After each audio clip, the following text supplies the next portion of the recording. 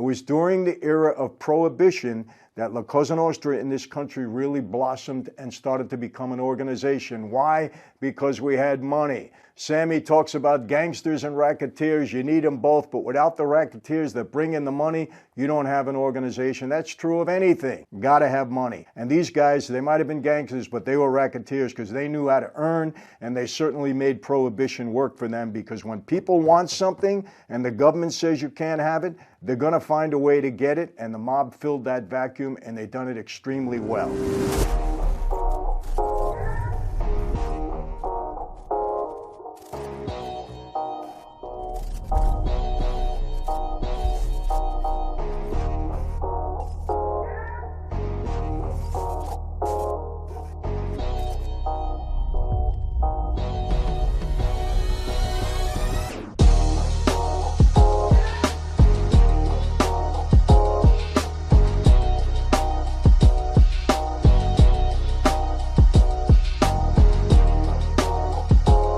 Hey everyone, welcome to another Sit Down with Michael Franzese. Hope everybody's doing well. All is good on this end. Praise God for that. And I always give God the credit and all the glory. And hey, I got to say something. I'm very, very excited. I've been watching the leaderboards for the wine giveaway. It's going great. So many people have signed on. The prizes are going to be terrific. You're going to get free wine, a subscription for a year, signed bottles from me, a whole lot of stuff that we're putting in this giveaway, and we're giving away a lot. So keep it going. A lot of people have signed on. I'm getting excited about it, and a lot of people are going to benefit over this, aside from the fact that you're going to have great bottles of wine. So keep it up. We only got a short time left, so keep it going. Keep it going. Everybody is signing on to this. I got to say, we're really excited. You know, as long as we're talking about wine, there's something that was always very interesting to me. I get interested in different eras of our development in this country. And one of the most exciting eras, believe it or not, something we're still talking about 100 years later, are the Roaring Twenties. Yeah, it's 100 years later. Very memorable era. So many things happened during that time. Of course, that was the era when organized crime,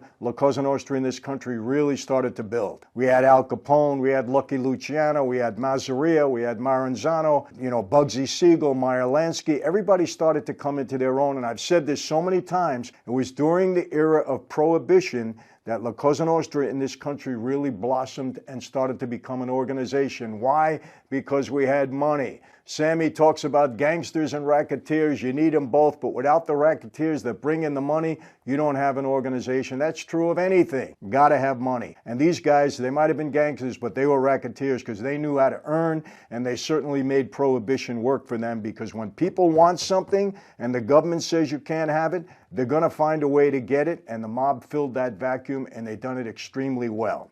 So let's talk about the Roaring Twenties. So many things happened during that time that you may not be aware of. Things that are important even today. First of all, we talk about speakeasies. Everybody seems to believe that the speakeasy was born in the 1920s when the Volstead Act came in and Prohibition was the law of the land. Not true. Speakeasies were around since the 1880s, because during that time you still had to be licensed to sell. And if you didn't have a license, people used to come to these places. They were illegal, and they told them, hey, speak easy. That's where the name came from, because you didn't want everybody to know what you were doing. And but of course they blossomed in the 1920s. I think in New York alone there were over 30,000 speakeasy. That's how much people wanted to drink, and they were all doing well. And if they had a green door, the green door was the only sign that was put up to let people know that there was a speakeasy. You had a green door, it was a speakeasy. Obviously, they didn't advertise it. They couldn't. It was illegal at the time, but that's how people knew. There were a lot of green doors all over the country. Another interesting fact about the 20s, you couldn't buy or sell or transport alcohol, but people that wanted to consume it, believe it or not, they can get a prescription from their doctor. For medicinal purposes, alcohol was legal. So a lot of people were, getting prescriptions from their doctor to consume alcohol at that point in time. Really interesting. I didn't know that until I looked it up. And by the way, one of the reasons you can get a prescription for alcohol was if you had indigestion. Does alcohol help with indigestion? Or depression? I thought alcohol could make you more depressed at times. Some people get happy, others get depressed, but these were the things. So it was kind of, shady at the time, and I guess you had a lot of doctors that went along with it. But get a prescription, you got alcohol. Another important thing that happened by accident in the 1920s is a guy by the name of Fleming, I think his name was, by accident discovered a mold that was able to kill a bacteria, and he saved the lives of 200 million people. Imagine that. It was an accident. He didn't realize it was happening, but mold grew on something that he was experimenting with, and that mold happened to be an antidote for a disease that saved over 200 million lives. That all happened in the 20s. Another thing that grew out of the 20s that we're all enjoying, and still today, I got to read this is the year that all of these brands came out. Wonder Bread. You know, another thing, after those brands were created, Wonder Bread, they started selling sliced bread at that time in the 1920s. Some people didn't like it. They said it was sloppy. But obviously it became the norm. You know, sliced bread we have until today, and everybody enjoys it. And I think it'll continue for the next 100 years. Baby Ruth. Remember Babe Ruth through the 1920s? Baby Ruth was named after him.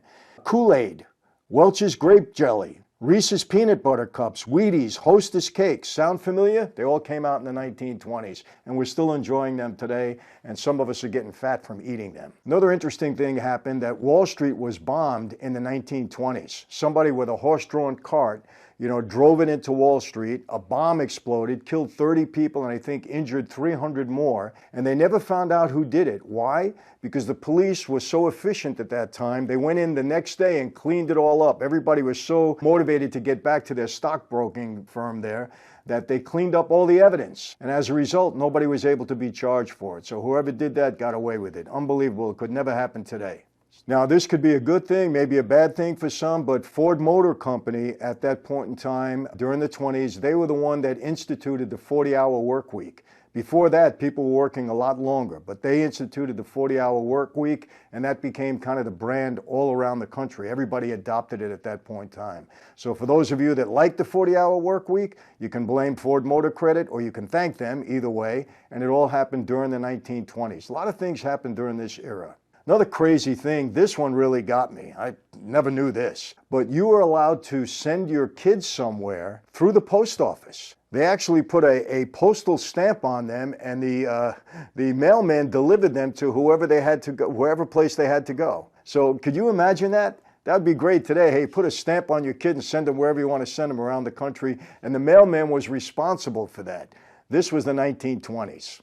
And a lot of people did it because it was cheaper than a train ticket or any other way to get your kids someplace. So, that would be a great thing today. Hey, I want to send you somewhere. Just put a postal stamp on them, give them to the mailman, and that's it. It's his responsibility. Crazy stuff, but that's how it was in the 20s. Another crazy thing that happened during that time, and I don't understand this, but this became a rage, and it was flagpole sitting. Could you imagine that? People sitting on top of a flagpole. And some guy by the name of Steamboat Kelly, I think, sat on there for 49 days. That was the record at the time, but they were doing it all over the country. Flagpole sitting. Never understood that, but it was the rage of America. A lot simpler times than we have today. Can you imagine something as simple as sitting on a flagpole? People would look at you like you're out of your mind. But in the 1920s, the rage. Can you imagine sitting 49 days on top of a flagpole in the weather and everything else? Crazy stuff. Roaring 20s. That was it. Now, let me tell you how badly the government misjudged prohibition. They thought that because of prohibition, crime was going to decrease. People wouldn't drink anymore, they wouldn't get drunk, and alcohol wouldn't cause any criminal problems, so they thought it was going to decrease. So what they did at the time, people that had jailhouses, they tried to sell them. But what happened was crime increased. That's when organized crime was born and all that stuff. It actually increased, so once again, our government and everybody else misjudged the outcome of restrictive laws that they put on people. Crazy. Another thing that happened during the 1920s, it was a very scandalous time in our government. It was the first time that a cabinet member under Calvin Coolidge was sent to prison. And then with Warren Harding, it continued. So Scandalous Government wasn't born, even though we feel it might have been during our era. It was born 100 years ago, back in the 20s. First cabinet member went to jail, was given a prison sentence during the Roaring Twenties. And by the way, he was sent to prison for accepting bribes from an oil company. And what happened now? In order for the government to clean that up, what do they do now? They allowed lobbying. So lobbyists can bribe you all the time, and they made it legal. But this is what the government does. In order for them to keep collecting money that they want, they're allowed to get bribed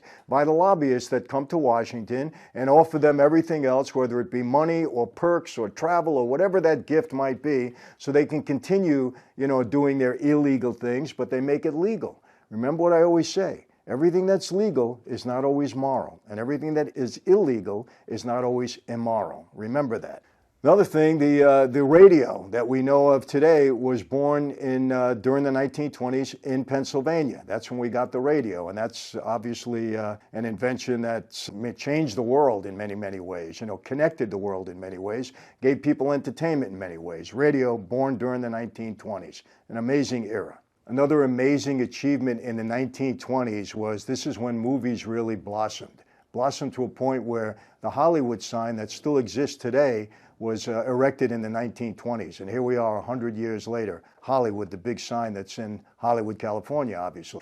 And it was the year that movies really blossomed. Movie stars became real stars. Charlie Chaplin was the first. I think he did 80 films. Everybody went to the movies to see Charlie Chaplin. He was the big star at that time, but many others came, into their own during that time. It was also the era of the talking movies. They called them talkies at the time. I think the first talking movie was The Jazz Singer. It starred Al Jolson.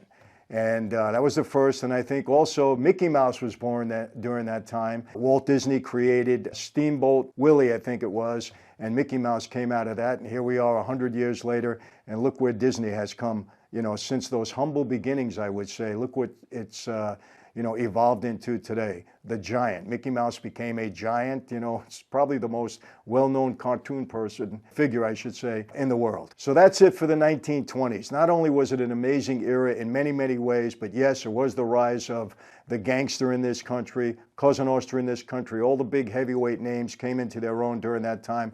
Thanks to Prohibition. I always said it, the government made the mob strong when it put Prohibition on the books.